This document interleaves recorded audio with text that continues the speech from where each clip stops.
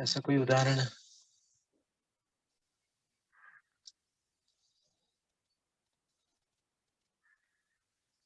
अभी इस समय हमारी स्मृति में भी नहीं है। भविष्य के तो है। हाँ वो तो है। वर्तमान में सिद्ध हो चुके हैं, इसी हमारे भविष्य के तो सभी तीर्थंकर आने वाले। नहीं नहीं, कैसे हो सकता है? कैसी बात कर रहे हो? अरे कैसे हो सकता है? कुछ सभी कहाँ से आ जाएंगे?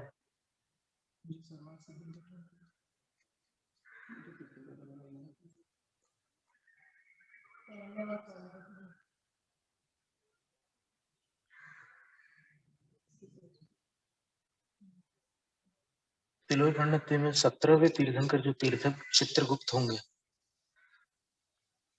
वो बलराम के जीव होंगे, और इस समय वो पंचम स्वर्ग में। वो एक ही बलराम बस देवगति को प्राप्त हुए, 8 तो मोक्ष चले। ये वर्णन कहाँ आता है? तिलोक पंडित में बोला ना, अब भी तो बोला तिलोक पंडित।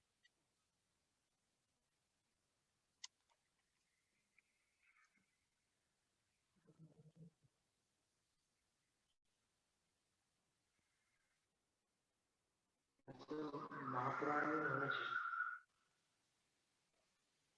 ये जो भावी तीर्थंकरों का वर्णन है, अंतिम प्रकरण उत्तर पुराण,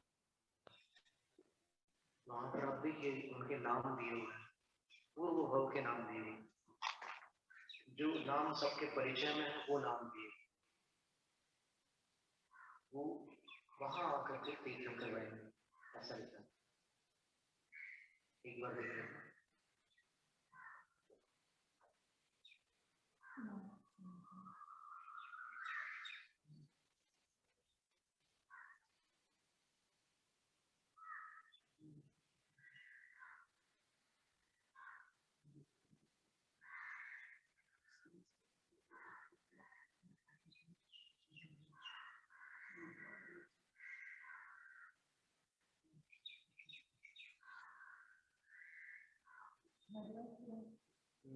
इसमें अलग नाम है। 16वें तीर्थंकर तो वासुदेव बने श्री कृष्ण, 17वें में अगली, 18वें बाबली, 19वें द्वैपायन, 21वें नारद,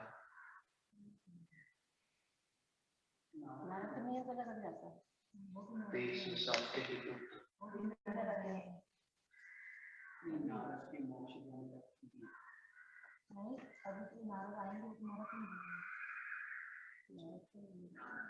दो मंत्र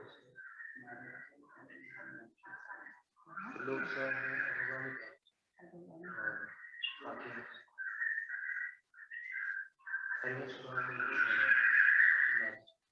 श्वेतंबर मत में नारद मोक्ष, जो दिगंबर आमदा में क्षुल्लक अवस्था को धारण अंत में मोक्ष प्राप्त करता है, ऐसा श्वेतंबर मत में और हरिवंश पुराण कहते हैं।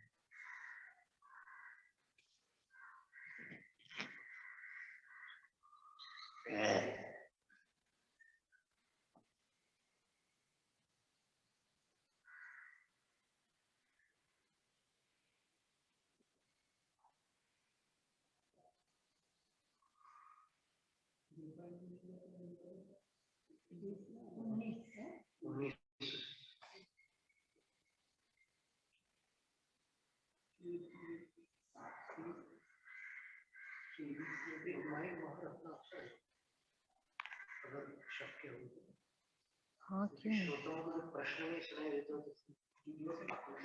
हमने एक दो बार कहा था पर रखने, हमने पहले भी कहा था कि एक माइक आपके पास रखे। क्या होता है, सिर्फ अपने बीच रह जाते हैं और जो बहुत सारे श्रोता लगा ही बैठे उनको ऐसा है। हाँ है हॉल में। तो अभी आप प्रश्न कीजिए तो हम रिपीट कर सकते हैं। हमें अगर अभ्यास हो जाए ना, 23 के और 24 के कितने का उपसर्ग हमेशा हुंडा होगा, यही नंबर से। हाँ ये नंबर 6 गाथा है। हुंडा उपसर्ग में क्या क्या होता है? तो उसमें 7वें 23वें और 24वें तीर्थंकरों पर उपसर्ग होता है, ये नहीं है। सुभाष जी का उपसर्ग तो ये नहीं है, लेकिन फणा की प्रतिमा मिलती है तो फणा उपसर्ग का सांकेतिक प्रतीक है। लेकिन इन अनुयोगों की अपेक्षा से सिद्ध होने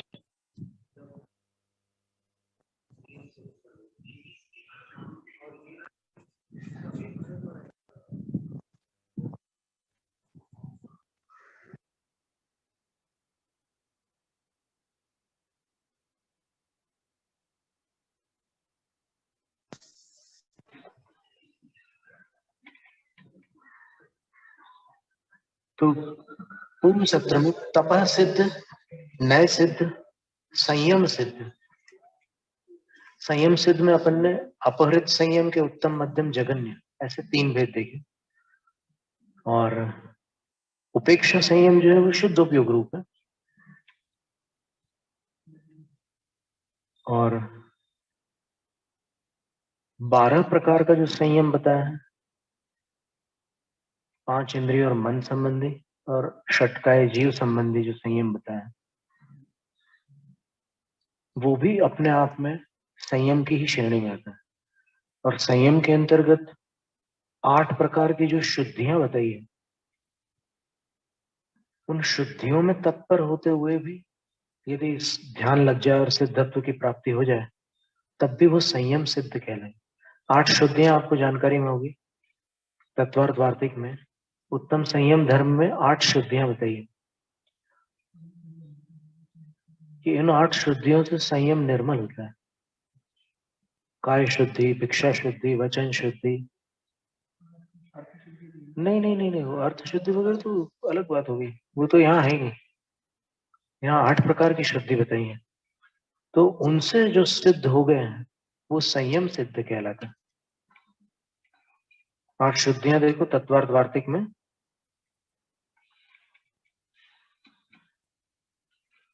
9वें अध्याय के संभवतः 6ठे सूत्र के आसपास होना चाहिए।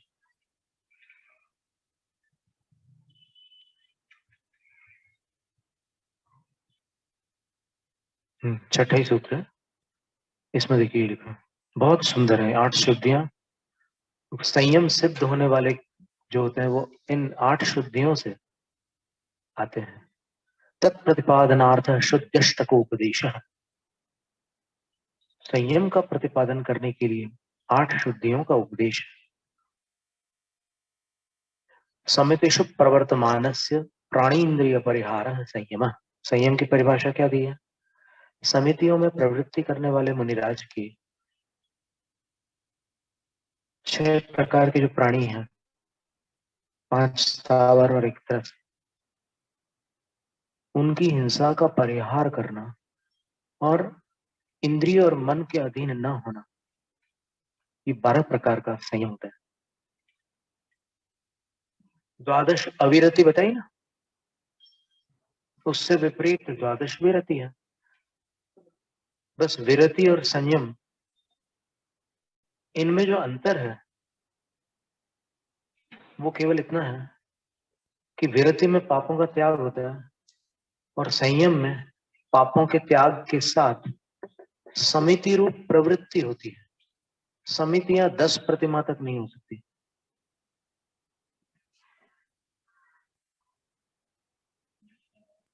क्योंकि 10 प्रतिमा तक गृहस्थ जीवन है और गृहस्थ जीवन में 5 समितियों का पालन संभव नहीं है।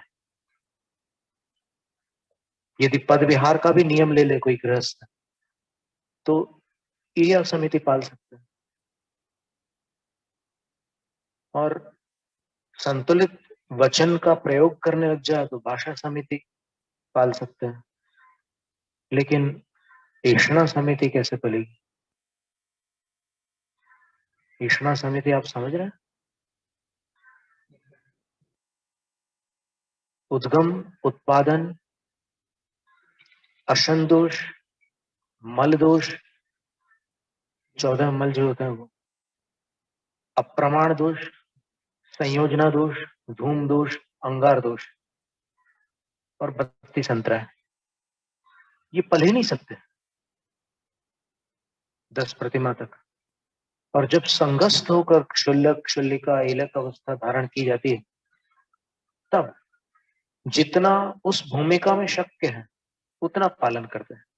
उपवेशन नाम का अंतराय इसलिए नहीं बन सकता क्योंकि वह दिगंबर मुद्रा के अतिरिक्त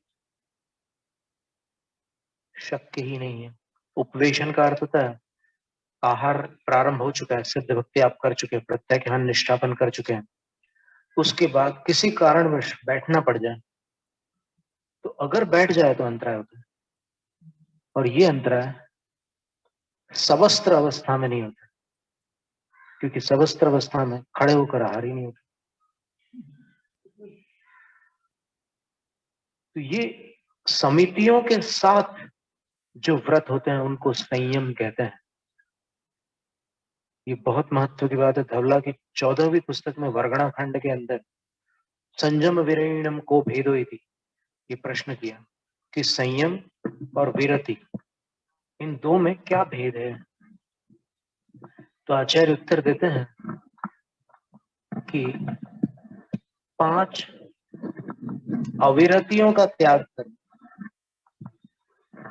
5 प्रकार के अव्रतों का त्याग करना विरति है। और 5 प्रकार के अव्रतों का त्याग पहली प्रतिमा में होता है। स्मरण में रखने की बात है। जो लोग मानते हैं कि दूसरी प्रतिमा से अणुव्रत होते हैं, उनके सामने हम केवल एक बात रखना चाहते हैं कि आचार्य समंतभद्र स्वामी ने जो पहली प्रतिमा का परिचय दिया है, उस कारिका का एक बार स्मरण करें, कोई उसका उच्चारण करें। क्या कहा उन्होंने? पहली प्रतिमा किसको कहा?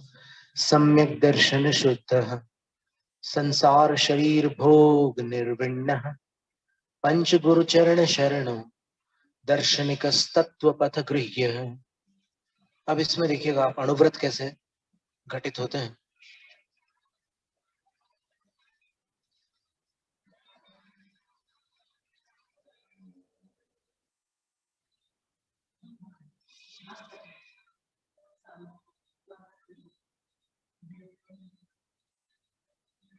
तो सबसे पहला विशेषण क्या है? सम्यक दर्शन शुद्ध है। सम्यक दर्शन को शुद्ध करने का जो पुरुषार्थ करता है, अर्थात अतिचारों से बचने का जो प्रयास करता है। क्षयोपशमिक सम्यक दृष्टि अतिचारों से रहित नहीं हो सकता। ये त्रैकालिक सिद्धांत है। पर यहाँ पहली प्रतिमा में उसको प्रयत्न करना है। शंका, कांक्षा, विचिकित्सा, अन्य दृष्टि, प्रशंसा और संस्तव, इनका उसको परिहार करना है। इनसे रहित तो केवल 2 ही सम्यक दृष्टि होते हैं, औपशमिक और क्षयिक। फिर दूसरा क्या कार्य है उसका? संसार शरीर भोग निर्विण्ण। संसार शरीर और भोगों के प्रति उसमें निर्वेद होगा। निर्वेद का अर्थ क्या है? जो वेदन करते हैं आसक्त होकर के, उसका अभाव होना, उस वेदन से निष्क्रांत हो जाना निर्वेद है। अर्थात संसार शरीर और भोगों के प्रति पहली प्रतिमा से ही अनासक्ति प्रारंभ हो जाती है। देखो, शब्द वही है, अपन कितनी बार पढ़ते हैं, लेकिन जब अंदर जाकर देखते हैं तो कुछ नया ही मिलता है। फिर तीसरा क्या कह दिया? पंच गुरु चरण शरण। पंच गुरु तो पंच परमेष्ठी है, उनके चरण ही जिसके लिए रक्षक होते हैं। वो जैन धर्म के देवताओं से अपनी रक्षा के लिए कोई उपक्रम या प्रबंध नहीं करेगा। यदि विद्याधर होगा तो विद्या देवताओं से अपनी रक्षा करवा सकता है, लेकिन जैन धर्म से संबंधित किसी देवता से अपनी रक्षा नहीं कराएगा। ये पंक्ति पहली प्रतिमा की व्याख्या में लिखी है, दर्शनिकः आपदा कुलितोपि तन्निवृत्त्यर्थम शासन देवता दीन न भजते। क्या अर्थ हुआ कि दर्शनिक अर्थात प्रथम प्रतिमा का धारी श्रावक आपदा कुलितोपि, आपदाओं से आकुलित होने पर भी, तन निवृत्त्यर्थम, उनसे निवृत्ति पाने के लिए, शासन देवतादीन न भजते, शासन देवता आदि जो होते हैं, जैन धर्म से जुड़े हुए जो देवता होते हैं, उनको नहीं भजता। नहीं भजता का अर्थ क्या क्या है, इसका अभिप्राय क्या लेना, अपनी आपदाओं से निवृत्ति पाने के लिए नहीं भजता।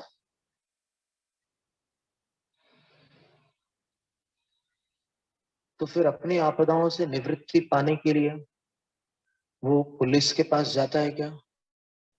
कभी मौका पड़ जाता है? अवश्य जाता है। जाता है। राजा के पास जाता है क्या?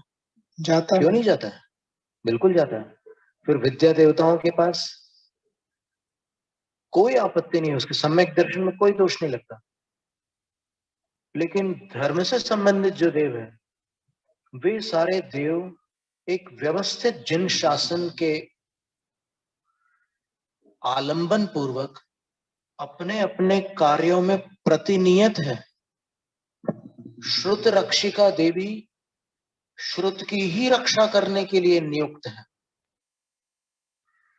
किसी प्रतिमाधारी का संकट निवारण करने के लिए वो नियुक्त नहीं है। शासन देवता जिनेंद्र भगवान का जो तीर्थ शासन है, उसके अधिरक्षक है। वो मंदिरों के चौकीदार नहीं है। समझ में आ रही ना बात? कई लोग बोलते हैं कि भाई मंदिरों में चोरियां हो जाती है, तुम्हारे शासन देवता क्या करते रहते? पहली बात तो ये तुम्हारे शब्द जो है ना, ये कषाय पूर्ण बोला हुआ शब्द, इसमें हमारे तुम्हारे की बात नहीं है। जो शास्त्र में बात आई है उसी पर चर्चा है। वो शासन के अधिरक्षक है, जिनालय के अधिरक्षक थोड़ी है। और इसी तरह जो मागध देव है, वो केवल दिव्य ध्वनि को रूपांतरित करके लोगों को उनकी भाषाओं सुनाते हैं। पुष्प वृष्टि वाले देव पुष्प वृष्टि में प्रतिनियत है, भक्तों की अधिरक्षा के लिए थोड़ी है वो देव। तो इसीलिए सम्यक दृष्टि जीव जो प्रतिमाधारी है, वो जानता है कि ये धर्म शासन के जितने देव हैं वो सब एक सुव्यवस्थित जिन शासन की व्यवस्था के अंतर्गत कार्यरत हैं। इसलिए इनसे मुझे अपने स्वार्थ का पोषण नहीं करना है, मुझे अपने संकट का निवारण इनकी सहायता से नहीं करना है। फिर ये दो प्रश्न है हमारे। हाँ जी। तो ये जो जिनालय है ये जिन शासन के अंतर्गत नहीं है। एक जिन शासन का अर्थ होता है तीर्थ शासन, रत्नत्रय रूप शासन, और उसका अर्थ है कि जिस काल में दीक्षाभिमुख जीव पाए जाते हैं, जिस काल में व्रती जीव पाए जाते हैं, जिस काल में आगम के वक्ता पाए जाते हैं। आगम के वक्ता कौन है? केवली, श्रुत केवली और आरातीय आचार्य। और आरातीय आचार्य की वाणी का प्रवर्तन करने वाले भी उस वाणी के अनुकूल ही अनुवीची वचन बोल करके धर्म की प्रभावना करने वाले आचार्य भी जिस काल में पाए जाते हैं, वो तीर्थ शासन होता है। उसकी रक्षा करना उनका काम होता है। जिनालय जो है वो यत्र श्रावक लोक एष वसति स्यात्यत्र चैत्यालय, वो श्रावक धर्म के अंतर्गत आता है। श्रावक का कर्तव्य है जिनालय का और जिन प्रतिमाओं का प्रबंध करें। प्रबंध संरक्षण सभी वही करेंगे, फिर श्रावक जन करेंगे। क्योंकि जिन शासन में जिसका जो कार्य है उसका उल्लंघन नहीं होता, और देवलोक में भी नहीं होता।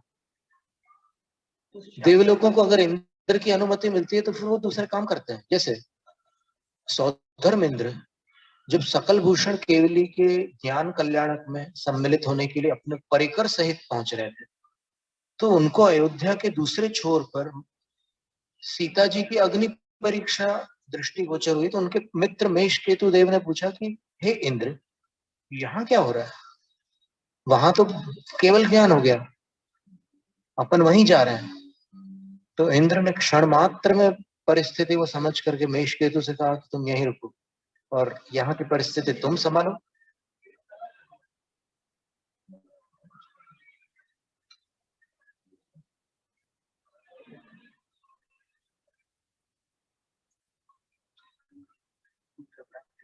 श्रोताओं को अपनी ध्वनि सुनाई दे रही होगी, बाहर की आवाज उनको नहीं आ रही होगी। अब आपका प्रश्न आप पूछ सकते हैं महाराज। दूसरा प्रश्न ये है कि फिर जो अपन मंत्र जाप आदि करते हैं उसमें भी तो यक्ष यक्षी के नाम आते हैं, तो फिर वह भी क्या है, मतलब किस अपेक्षा से वो नाम है उसमें? जब वो कोई काम करते ही नहीं है फिर उनका नाम लेना क्यों? नहीं नहीं, काम करते ही नहीं है ऐसा तो कहा नहीं है। नहीं, अभी आपने कहा ना कि वो सिर्फ जिन वो शासन की रक्षा में तत्पर हैं और कोई अन्य कार्य वो नहीं करते हैं। इसके विषय में एक श्लोक आता है,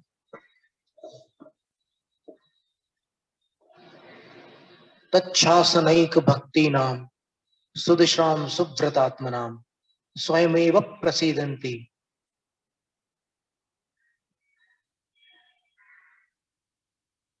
ताः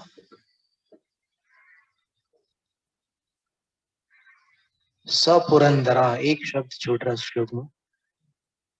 अर्थ यह है कि जिनकी अखंड भक्ति जिन शासन के प्रति है, जो सम्यक दृष्टि है अथवा जो व्रती है, उनके प्रति ताहा सपुरंदरा, अपने इंद्र सहित वे शासन देवता स्वयमेव प्रसीदंती, अपने आप प्रसन्न हो जाते हैं और उनके संकटों का निवारण कर देते हैं। ये श्लोक है। तो उनके मंत्र पढ़ करके आपको प्रसन्न करने की आवश्यकता नहीं है, वो स्वयं प्रसन्न होते हैं। लेकिन आपकी अखंड भक्ति जिन शासन के प्रति हो तब, आप सम्यक दृष्टि हो अथवा व्रती हो तब। अथवा व्रती का अर्थ ऐसा नहीं कि सम्यक तो रहित व्रती। सम्यक दृष्टि के दो भेद हैं, अविरत सम्यक दृष्टि और व्रती सम्यक दृष्टि। तो उनके प्रति ये देव स्वयं प्रसन्न होता है। लेकिन देखिए, पुणे से आचार्य विद्यासागर महाराज श्री के पास तिलवारा घाट में एक बार कोई दंपति पहुंचे थे।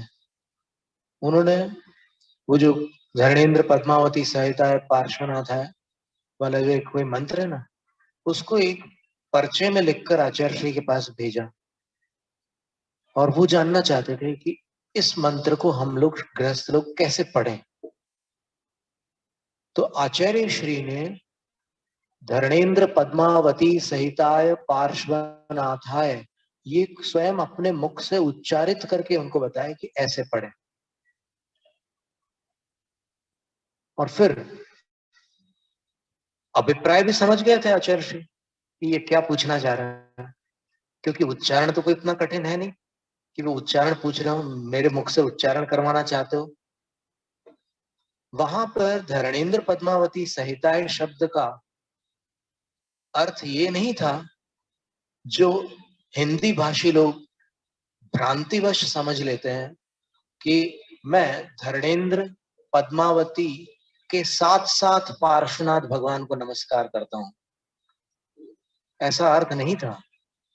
पार्श्वनाथ भगवान कैसे हैं? कथम भूताय पार्श्वनाथाय, तो धरणेन्द्र पद्मावती सहिताय पार्श्वनाथाय, धरणेन्द्र पद्मावती सहित जो पार्श्वनाथ है उनको मैं नमस्कार कर रहा हूं, धरणेन्द्र पद्मावती को नमस्कार नहीं कर रहा हूं इस मंत्र में।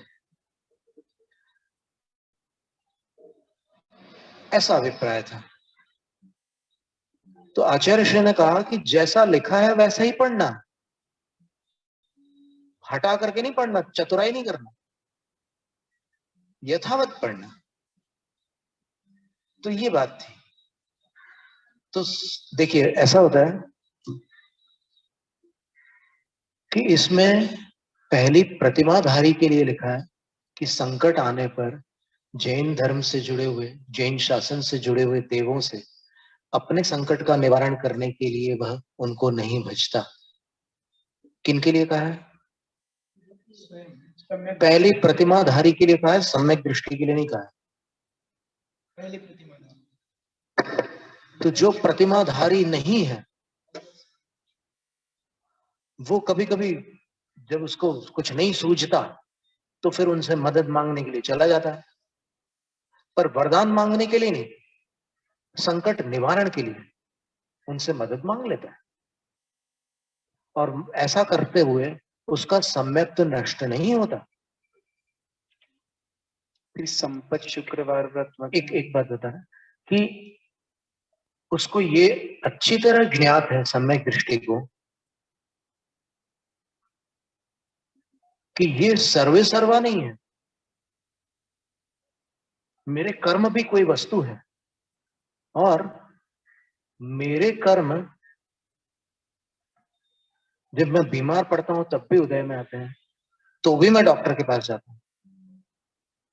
मैं पुण्य के उदय का इंतजार नहीं करता, मैं शुभ कर्म के आगमन की प्रतीक्षा नहीं करता, क्योंकि मुझे वेदना सहन नहीं होती, क्या करूं। और जो परिचय जयी साधु हैं वो रोग परिचय के बारे में चर्चा तक नहीं करते, वो परिचय विजयी है। अब सैकड़ों वर्षों तक सनत कुमार मुनिराज को कितनी व्याधियों ने पीड़ित किया, पर उनने कभी कोई प्रतिकार नहीं किया। सनत कुमार मुनिराज की कथा प्रसिद्ध है,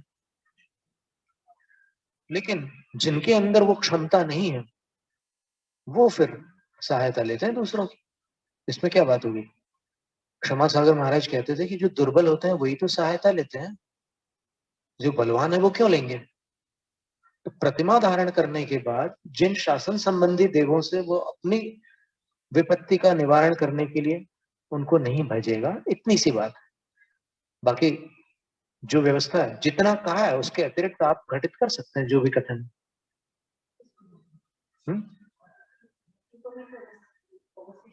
व्रति को हो सकते, लेकिन यहाँ पर कह रहे हैं कि पंच गुरु चरण शरणा, वो तब केवल पंच परमेष्ठियों की आराधना करें। परमेष्ठी मंत्रों की आराधना अपनी रक्षा के लिए, शरण शब्द का अर्थ रक्षा है, अपनी रक्षा के लिए पंच परमेष्ठी के मंत्र की आराधना कर सकता है पहली प्रतिमाधारी। यानी इस रोग से मेरी रक्षा हो, कोरोना की बीमारी से मैं बचूं, इस भावना पूर्वक व्रती प्रतिमाधारी भी परमेष्ठी मंत्र को जप सकता है। ये आचार्य समंतभद्र स्वामी के इस पद से घटित हो रहा है। पंच गुरु शरण चरण शरण, क्या अर्थ हुआ इसका? शरण का अर्थ रक्षक है। जो रक्षा करता है उसी की शरण में जाना, सवाल ही नहीं उठता। तो पांचों परमेष्ठियों के मंत्र से उसकी रक्षा हो रही है तो वो रक्षा के लिए जप सकता है। जैसे एक उदाहरण बताते हैं आपको, एक मंत्र से अभी हजारों कोरोना के पेशेंट्स ठीक हुए।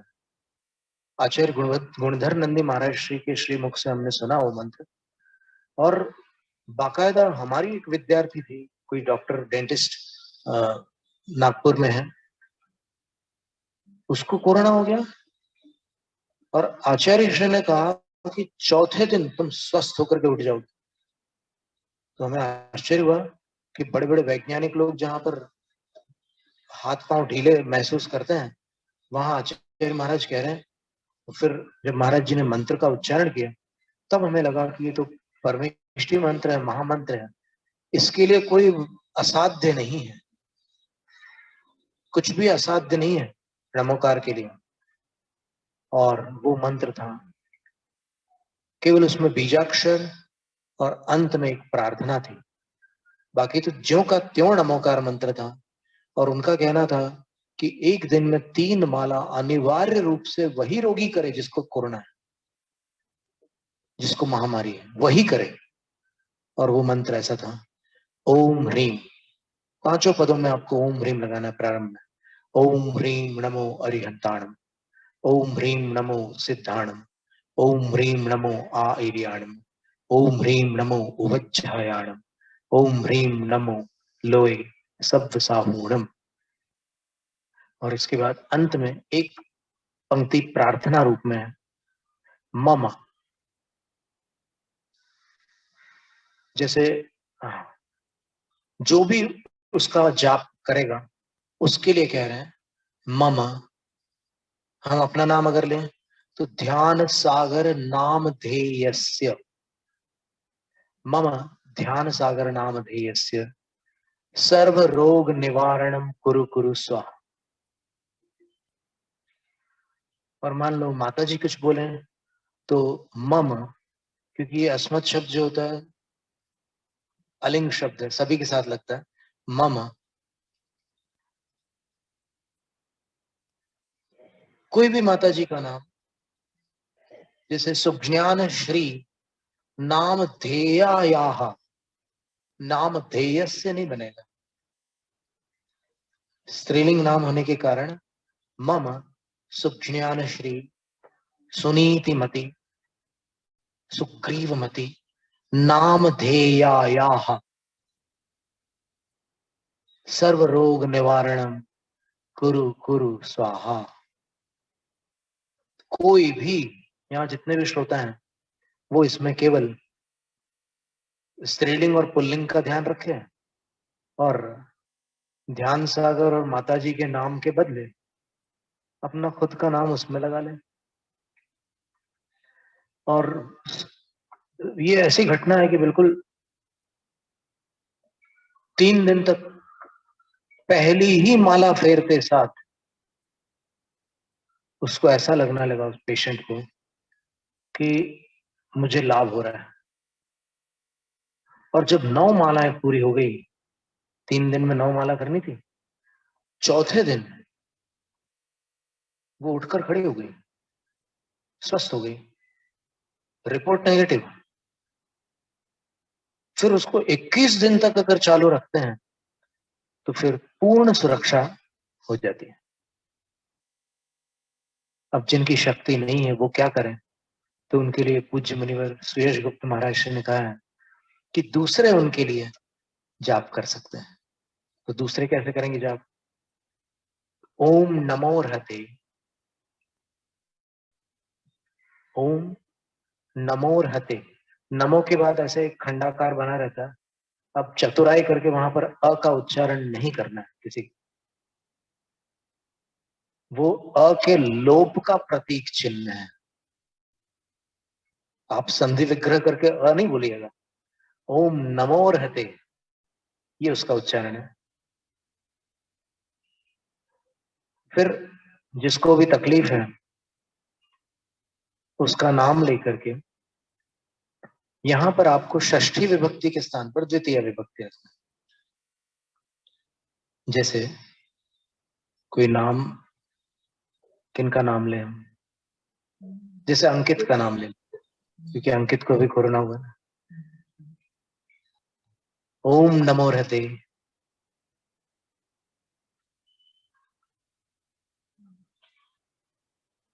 अंकितम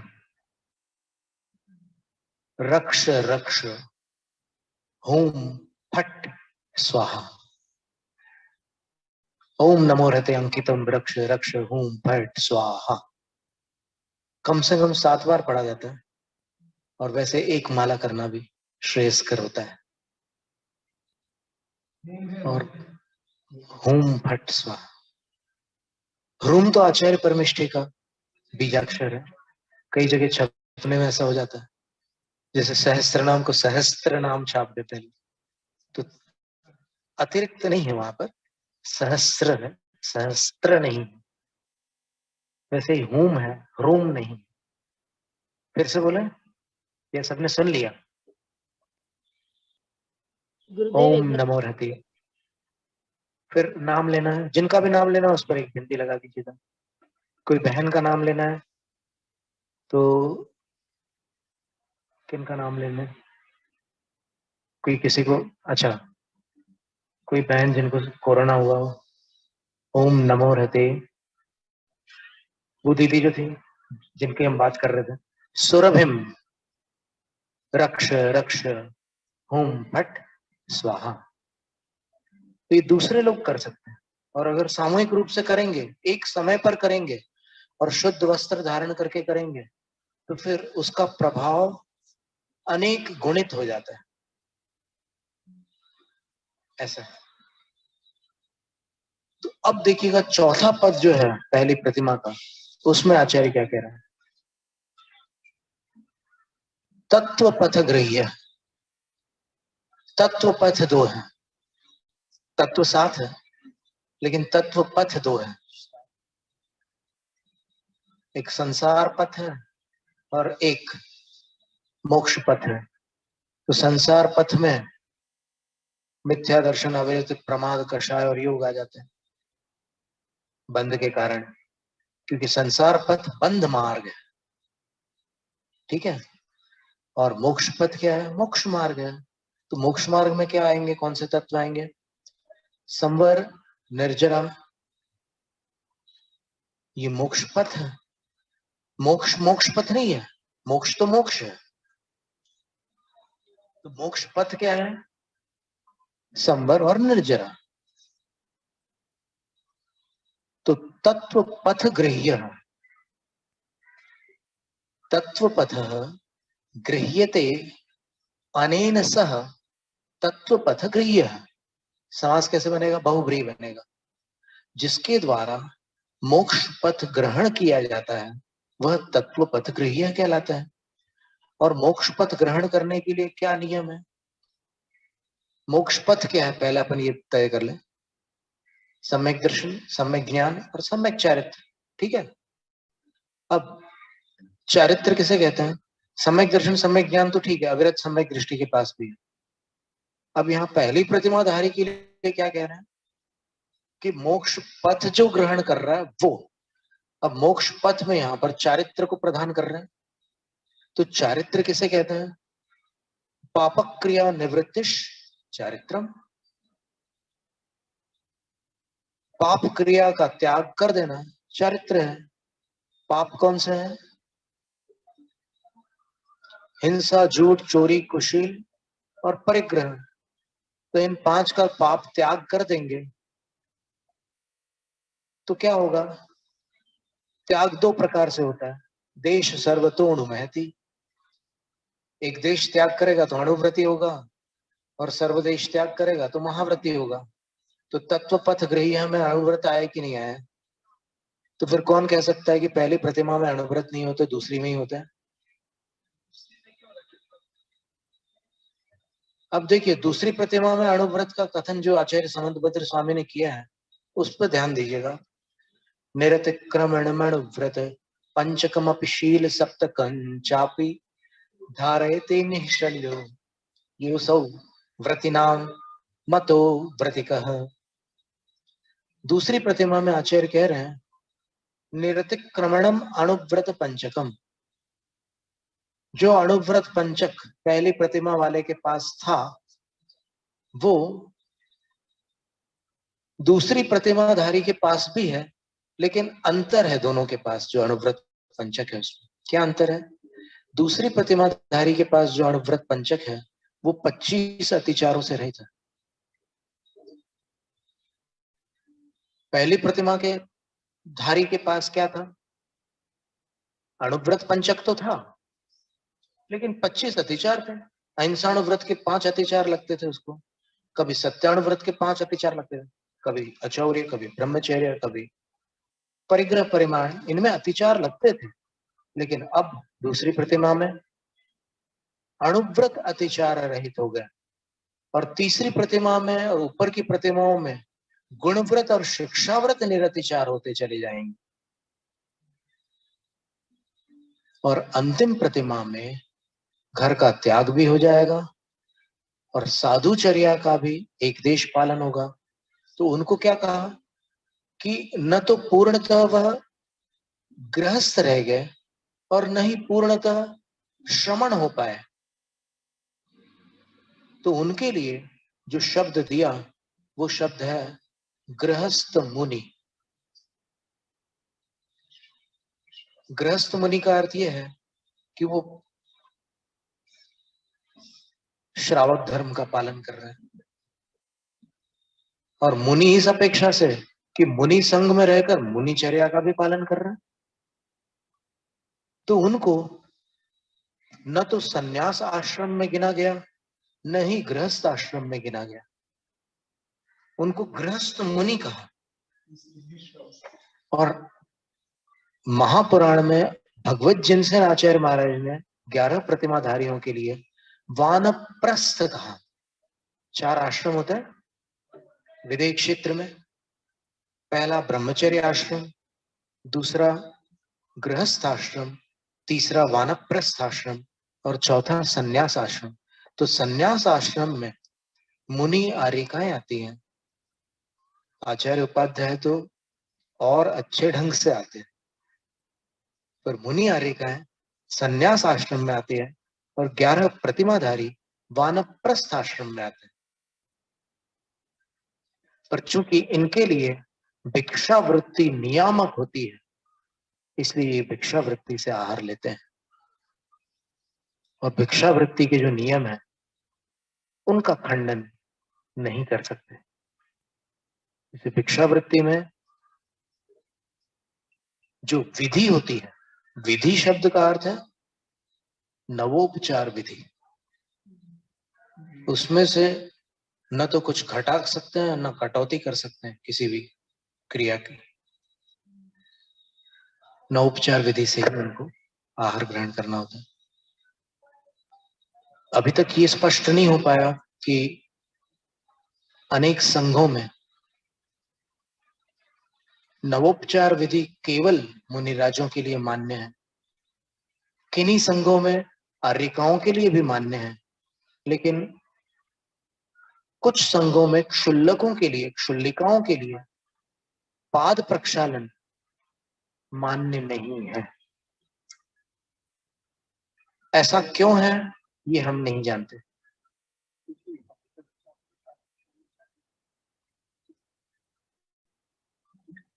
अपन यदि शास्त्र देखें तो शास्त्र में तो लिखा है तिविहे पत्तम मिसया सद्धाई गुणे ही संजुदो नाणी दानम जो दे दिशयम नव दान विधि ही संयुक्तो। आगम क्या कह रहा है? कार्तिकीय अनुप्रेक्षा की 360वीं गाथा है। अतिथि संविभाग व्रति का वर्णन है कि अतिथि संविभाग व्रति तिविहे पत्तम में अतिथि रूप 3 प्रकार के जो पात्र हैं।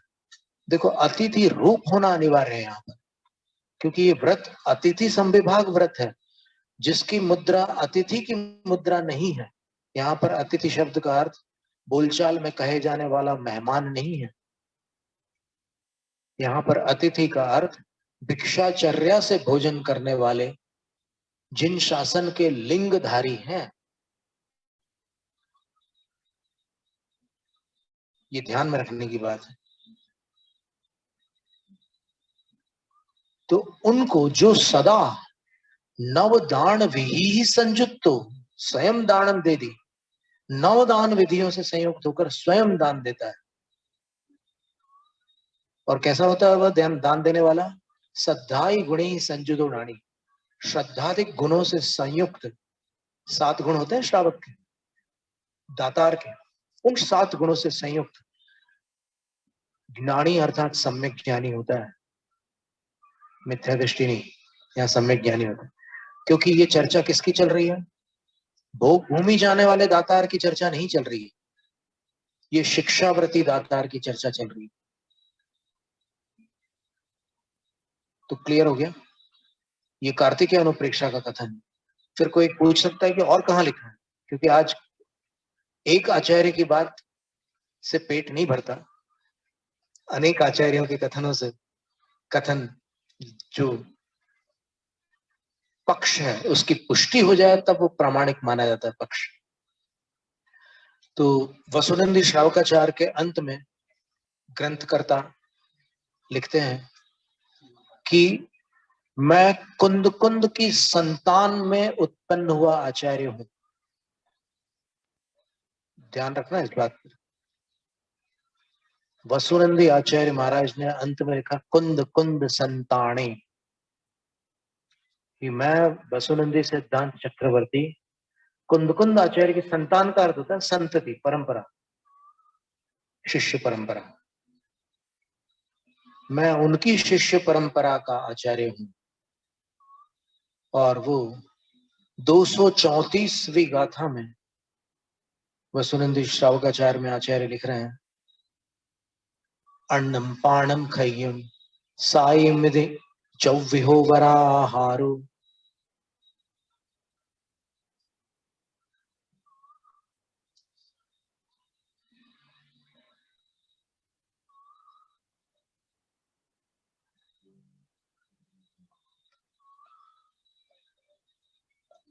जब उतावली में स्मरण करते हैं तो फिर बीटा वेव्स हो जाते हैं ब्रेन के, तो फिर कभी कभी जो कंठस्थ गाथा है उसके शब्द भी कभी कभी वो चूक जाते हैं। चलो हम पढ़ के सुना देते हैं।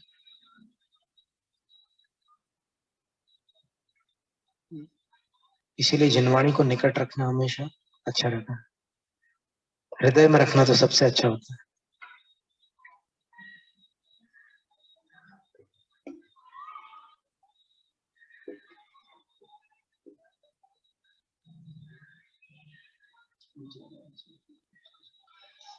दो सौ 34 क्रमांक गाथा है। असणम पाणम खाइमम सायमिति चौविहो वराहारो बुभुत नव विहाणी हिति विहपत्त सदायपो।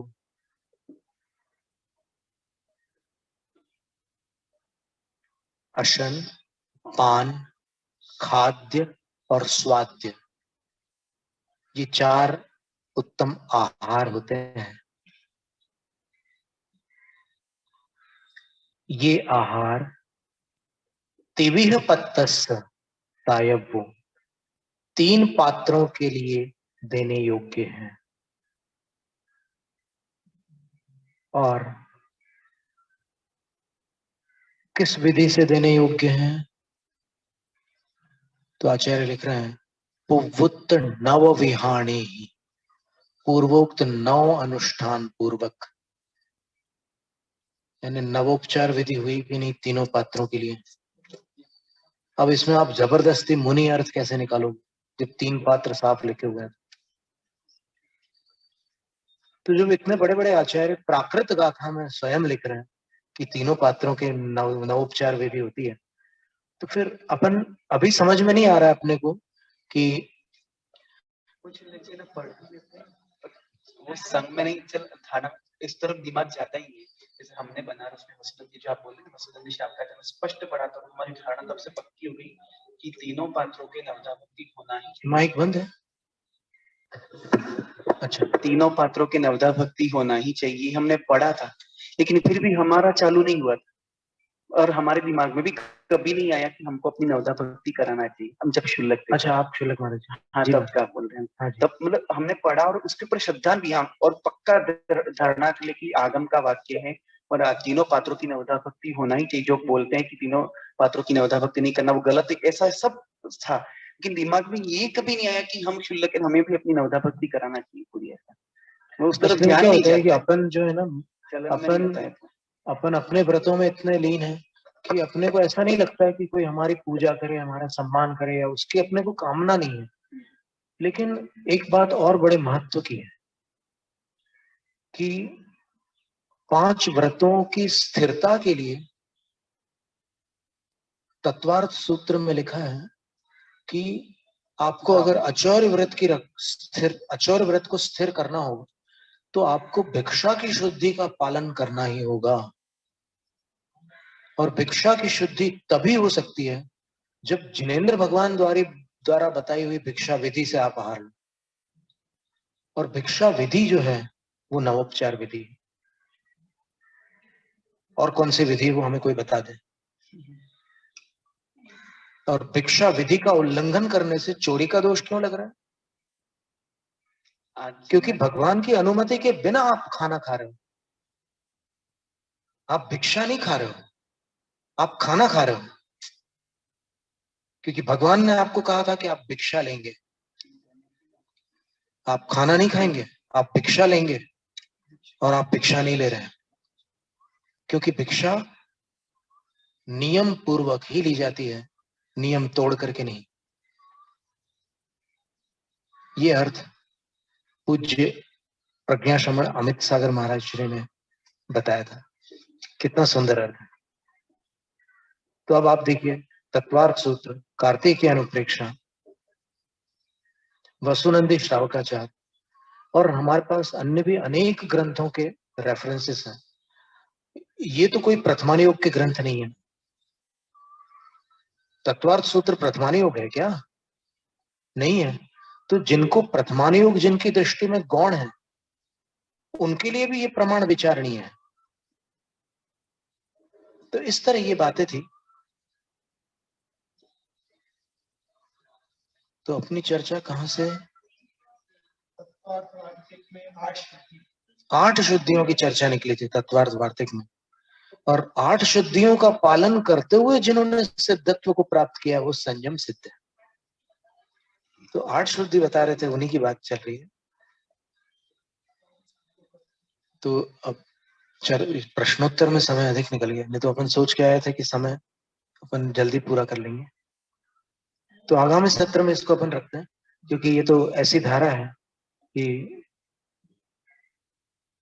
एक दिन में ये थाली पूरी परोसी नहीं जा सकती। इतने व्यंजन है यहाँ। जैनम जय शास्त्री।